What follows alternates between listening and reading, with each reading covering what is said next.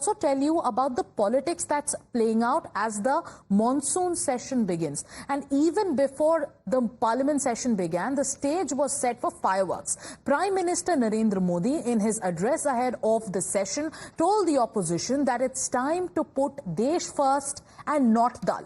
He also said that in the previous session, there was an attempt that was made by the opposition to gag the voice of the Prime Minister for more than 2.5 hours. Here's what the Prime Minister said, and we'll also play out some reactions that came from the Congress Party.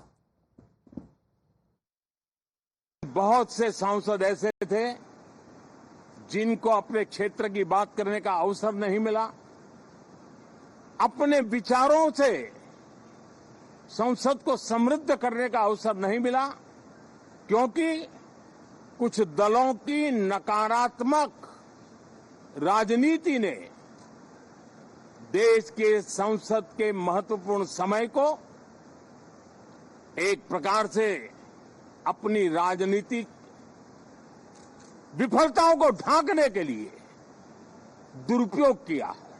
और आपने देखा होगा कि parliament के नए संसद गठन होने के बाद जो पहला सत्र था,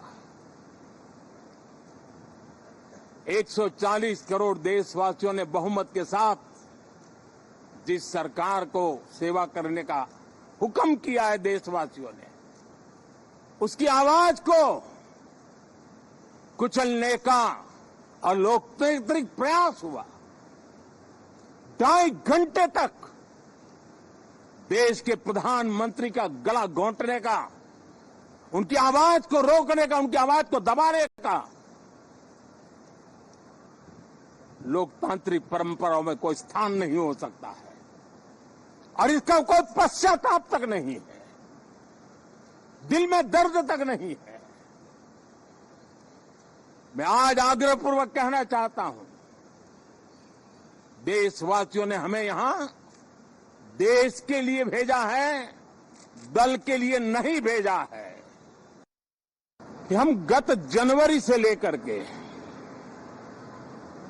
हम लोगों के पास जितना सामर्थ्य था, उस सामर्थ्य को लेकर के जितनी लड़ाई लड़नी थी लड़ ली।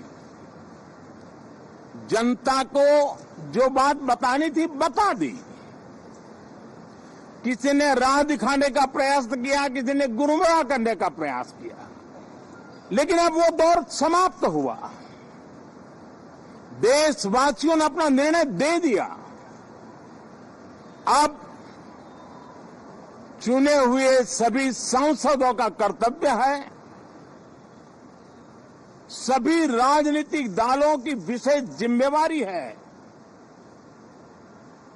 कि हमने दल के लिए जितनी लड़ाई लड़नी थी लड़ ली। अब आने वाले 5 वर्ष के लिए हमें देश के लिए लड़ना है, देश के लिए जूझना है, एक और नेक बनकर के जूझना है।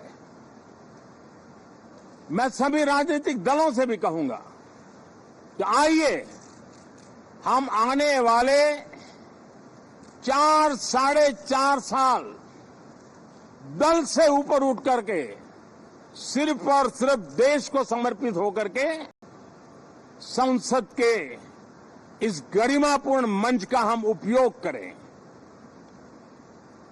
जनवरी 29 जब चुनाव का वर्ष होगा, आप उसके बाद जाइए मैदान में, सदन का भी उपयोग करना है कर लीजिए। वो 6 महीने जो खेल खेलने खेल लीजिए, लेकिन तब तक जन भागीदारी का एक जन आंदोलन खड़ा कर करके 2047 के सपने को पूरा करने के लिए हम पूरी ताकत लगाए। The Congress says that it's not the Prime Minister who's not getting to speak. They say they don't have the time to stifle anyone's voices. They are the ones who want a chance to speak on the floor of the House. Here's the reaction from the Congress party. गला घोटने के बहुत इतना बोल रहे हैं, बहुत अच्छी बात है। आपकी गला घोटने के लिए हमारे पास टाइम नहीं है, हम अपनी आवाज सुनाने की कोशिश में। सारा ऑपोजिशन एक साथ में हम सुना रहे हैं, कोई सुनने लायक नहीं सरकार में। तो point is that we are trying to talk, हमारी आवाज सुनिए, हम जो मुद्दे कह रहे हैं उसको उठाइए। If you cooperate with us you don't have a problem, but you don't want to. ये बुलडोजर राजनीति यहाँ नहीं चाहिए। I think it's good advice, and he must also allow the opposition to air its views, however different or different from the government's point of view. The opposition must be given its space to air its views.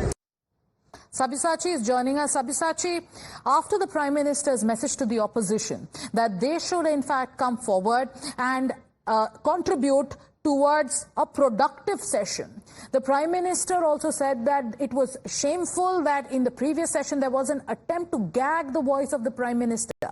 But the opposition seems to have taken that very lightly. There is a sense of mockery in their tone when they retort to what the Prime Minister says. Well, absolutely. See, the opposition MPs have taken it as a sense of humor. See, at this particular point, the message from Prime Minister Narendra Modi was very much clear that it should be a productive session. It should not be unlike the past session where it was completely filled with chaos and disruption. See, Prime Minister Narendra Modi says that it was extremely unfortunate that for 1.5 hours when Prime Minister of the country is speaking, the opposition MPs continued disruption for that long.